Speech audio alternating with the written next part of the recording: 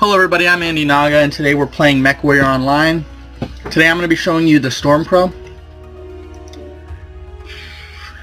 The variant that I bought is the C variant.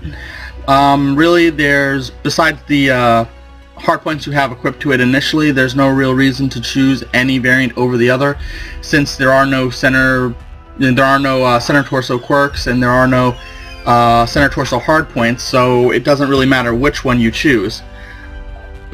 That said, in this particular version I have the C variant, but I'm actually using the StormCrow D right and left torso, as well as the StormCrow Prime right arm, left arm, and head. In the head I have a tag. In the right and left torso I have LRM ammo, 2 LRM-15s and LRM-10 for support, and in each arm I have 2 medium lasers each. This build is pretty much designed around LRM support, staying with the group but mostly fighting just behind or alongside the heavies to provide LRM support on whatever target they're shooting at for focus fire. Okay, let's jump into a match. The StormCrow is a good mech in the variety of weapons it can carry. It can play a good SRM boat, it can play a good LRM boat, it can, boat lasers, it can, with my build, it can hold a mixture of weapons. The only weapon category it's actually lacking is ballistics. The StormCrow only has one, I believe it's the right arm, that has one ballistic hardpoint. So that's good for an AC-20 or Gauze if you want to run those things, but the real reason you're going to be choosing the StormCrow is because of its speed. By default it moves about, I think it's 97 kilometers an hour, just as fast as the other, the clan lights, and yes, the StormCrow is a clan medium.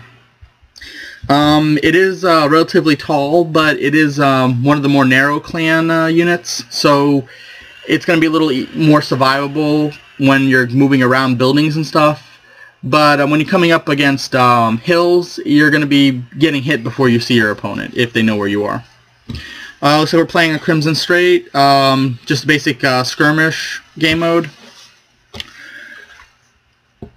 With the StormCrow, as well as most other clan mechs, it's really easy to overheat them, and if you're in a situation, you never want to be in a situation where your mech overheats. So a lot of times when you start off the match, you're going to want to test fire your weapons. Not all your weapons. If you have weapons that are ammo intensive, such as SRMs or LRMs or ballistics, and you don't have a lot of ammo, only what you need, I would advise only testing your energy weapons, since those are the main weapons that generate heat anyway. And even if you feel how much heat your weapons are going to generate, you still might want to just hold back and fire them on every level at the beginning. Make sure you look at the ground or look towards the sky so you don't shoot any of your teammates, and just test fire all your energy weapons so you can gauge exactly, due to planetary conditions, how much heat you're going to generate. That could be the difference from firing your weapons and then shutting down for 2 or 3 seconds, or waiting a second to fire your weapons without shutting down.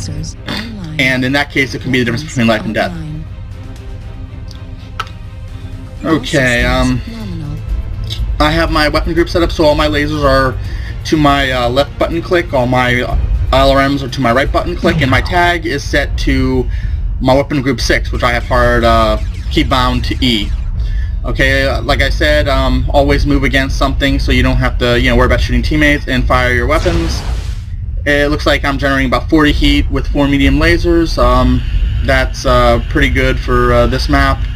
Like I said, this is not an energy build. This is more of a distance support LRM build. So you're going to want to stay behind your team and fight over them. Let the mechs that are designed to do direct fire, and you're just going to want to help out when you can around them, or when there's no ally in front of you, and most of the time you're going to want to just throw fire over your allies with the LRMs.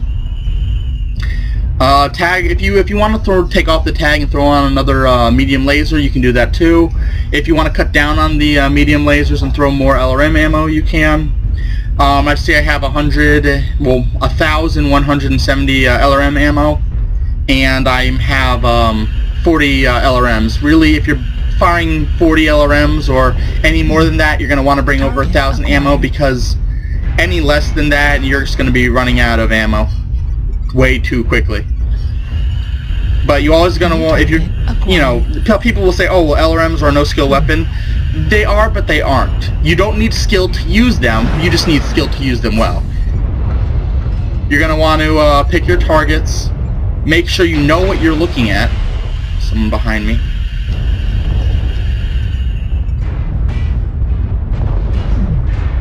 Yeah, someone's probably on the hill.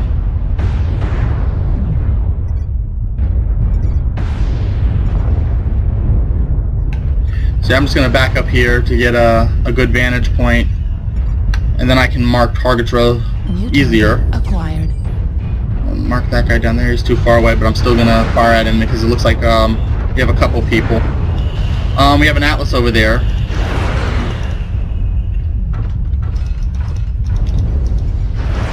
It's a Locust, so we're actually following a whole bunch of lights, which is not necessarily a good idea. Looks like we just lost the guy over there. Because I have the nose-mounted tag, I can't aim down to tag that guy, but I can aim over there. Getting shot at. Someone's noticed me. I'll move around here, back to where my allies are. Scoot behind them. StormCrow it has fun hitboxes, it's fun to play. It's actually one of the more enjoyable mechs that I play, because some mechs, in this case, you know, I play mediums and lights a lot. So a lot of times when I'm playing a mech, such as a medium or a light, I find them fun to play. But in other times, you know, when I come to a heavy, I have a direwolf. I love my direwolf, but sometimes it can be a chore to play based on, you know, how slow it moves and just how it works. That's not a fault on the mech itself. I mean, it's designed to be what it is, hold a variety of different weapons and be good at its job. But in certain circumstances, you know, it's my fault for not, you know, playing heavies more often. I'm getting shot from behind again. Looks like you got a Locust there. All cute and adorable Locust. Let's shoot it in its face. Back up. Tag it. Heat level critical.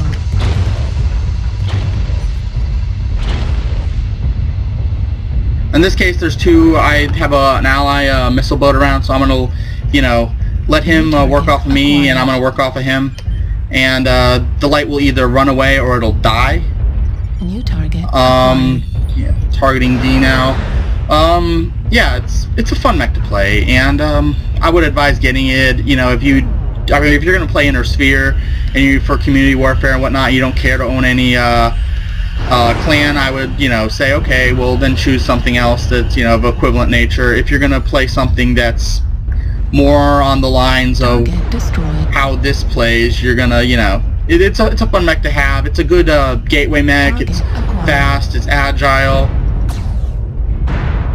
and yeah, it's really fun to play, and it has a lot of fun builds associated with it.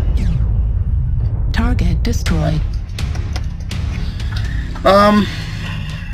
We won. Yeah, well, I wasn't doing much. I was being, you know, pestered by lights most of the time. It'll probably show on my score. Let's see what I got. Oh, I got a kill. 1 kill, 4 assists, 2 component destructions, 144 damage, 2 spot assists. Yeah, I probably could have helped out my team more because I only earned 75,000. It's okay for a victory, I guess, but if I had better access to the enemies and, you know, I wasn't being pestered by lights, I probably would have kept the amount of kills and kill assists, but I would have helped out my team more by dealing more damage to the opponents. That said, that was the kitfox, or not the kitfox, blah. That was the StormCrow, pardon me. That was a StormCrow. It's a good all-around mech. It's very versatile in how it plays, and it's pretty fun to play, and you know, I would suggest buying it just, if nothing else, just to play around with the different weapons because of its variety of hard points. So, yeah, thanks for watching, and see you soon.